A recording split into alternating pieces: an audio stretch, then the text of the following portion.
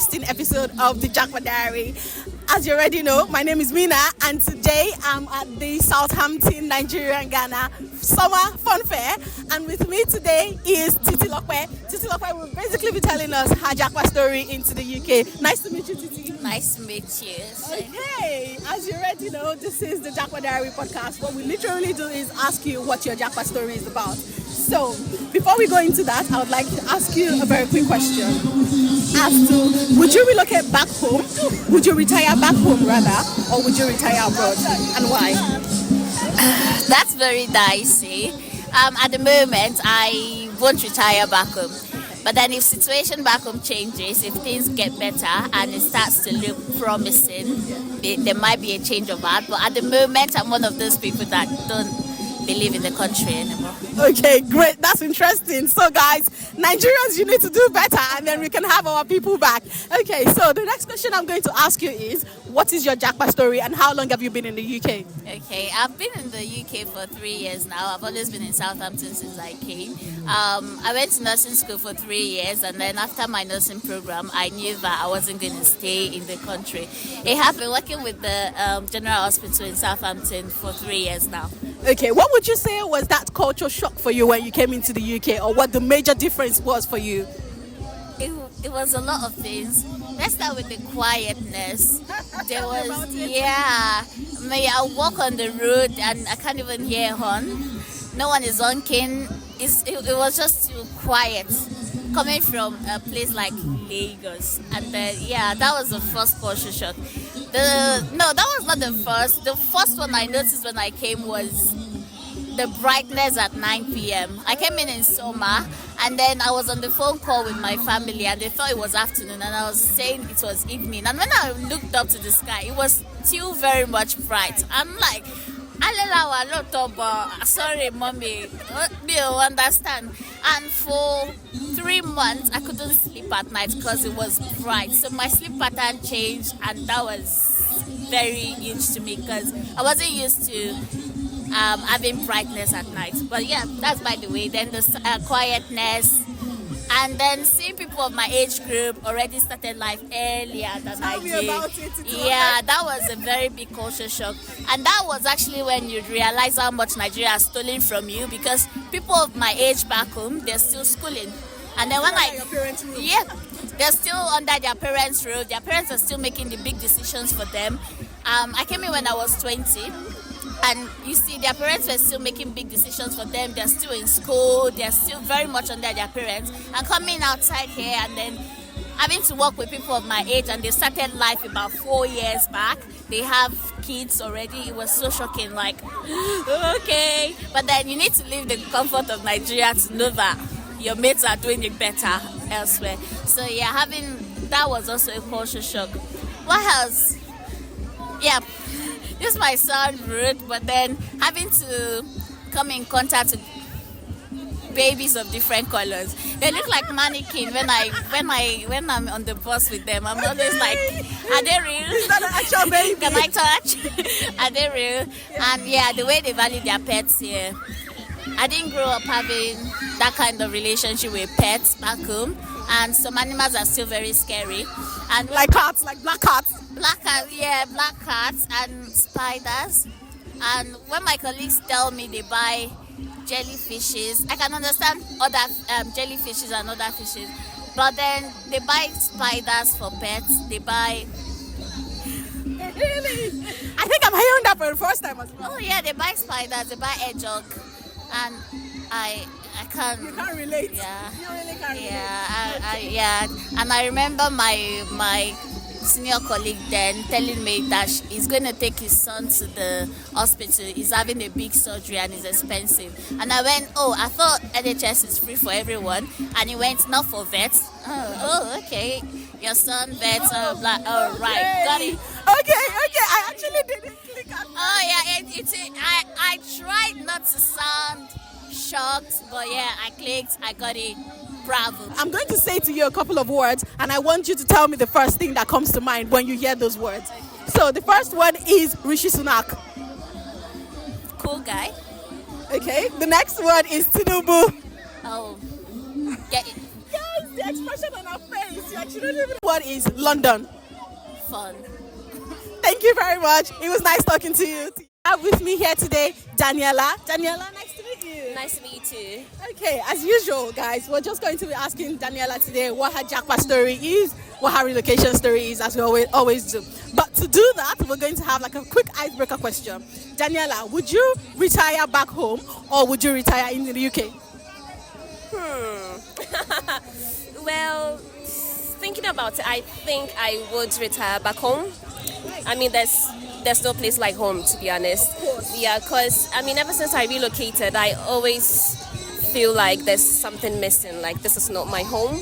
So I mean, when I get enough money and then I get my family, I would love to just go home and retire, just because of the sense of belongingness. And then I've got more family in Ghana as well. So yeah. Interesting. How long have you been in the UK, or when did you move into the UK? I've been here for 3 years now. 3 years and a few months. What has your experience been since you came into the UK? Well, it's got good sides and bad sides, but generally I think it's been good. And at the moment, I wouldn't go back home. I would stay and work, make enough money, and then retire back home. But yeah, so far hasn't been too bad. I think I've liked it. Hasn't been bad. Okay, great. So we would like to hear, what is your jackpot story? Like, what's your relocation story? What brought about Daniela in the UK? Well, I have always wanted to leave Ghana, just for the experience, to be honest. And then nursing in Ghana is not, I don't say certain things, but I just wanted to experience being a nurse outside Ghana. So I had this friend who was already here. So he was the one encouraging me to write the IELTS and the CBT, and then he guided me through the whole process. Exactly. So, and my sister was also in the UK. I wanted to be with her.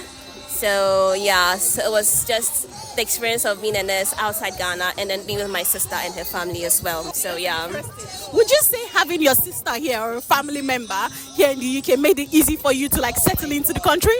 Yes, that's a very big yes. Because I don't know, this country is like everyone for themselves. Like nobody really cares about you. So if you've got family, I think it helps things become easier. And then once you come here, you get very, very homesick. But I had my sister, she was cooking me Ghanaian food. We were speaking our own language. I think that's one of the things I missed so much, because I was in Southampton and everyone was speaking English. And then I had Nigerian friends, they were all speaking Yoruba. And then I just missed hearing my language so much. So when I go to my sister and we speak Fanti, it just makes me so happy. So yeah, it helped like so much having family. Could you tell me what the biggest shock for you was when you initially came into the UK? Well, that's a funny one. So, I was invited for a birthday party. Okay. I kind of think I know where this is going, but I'll let you say it. So, back home, if I'm having a party, people come to me, and if we go out, I pay because it's my party, and then they can bring gifts or whatever. So I went to this party all dressed up, I ordered for all the meals, all the drinks, and then there was a bill. Guys! So apparently in this country, when you go out with people, you pay for your own things. I had no idea. So it was like really surprising, when that happened. But yeah, I'm used to it now. But yeah, back home it's not like that, to be honest. Yeah. Thank you very much, Daniela, for sharing your experience with us. So the last question I'm going to ask you, or last set of questions I'm going to ask you is, I'm going to tell you a couple of words, and I want you to tell me the first thing that comes to mind when you hear this. So the first word is Black Sheriff. Ooh, Black Sharif. You know he's from Ghana, right? Yes, I do. Yeah. Do you know what? I love him, but I think he may be a bit overrated. But yeah. Yeah. Coming from a Ghanaian. I know. Anyways. I know people are gonna come for me, but yeah, that's a issue. But I still love him anyways. All right. So what comes to mind when you hear the word Boris Johnson? Indifferent. Yeah.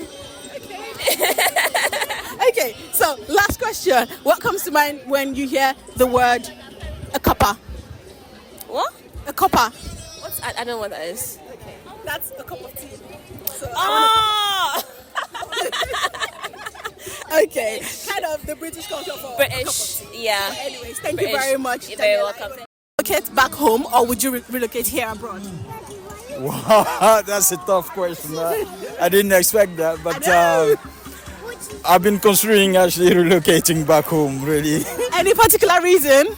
Well, there are two reasons, really. I've studied here, and I feel like I've contributed enough here, and the country. I definitely need to contribute back home. Do you think that's a major factor? I mean, for people in terms of considering, do I want to stay abroad or do I want to go back home? Well, it depends. Very often with Africans, we stay abroad because we can support better our family back home. Of course. But when you feel like you can contribute a bit more going back home, then you will probably tend to lean toward that sort of options. Okay, That's interesting. how I'm seeing it.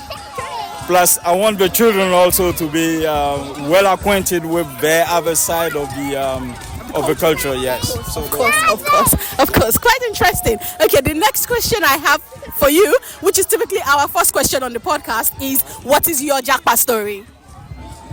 my jackpot story. Yes. I'm not sure. Very quick and short. Like, how did you come about being in the UK? What brought about you relocating? Study. Study. Yes. Okay. Well, that's what brought me here in the first place. And completed study, but I'm still here, working here.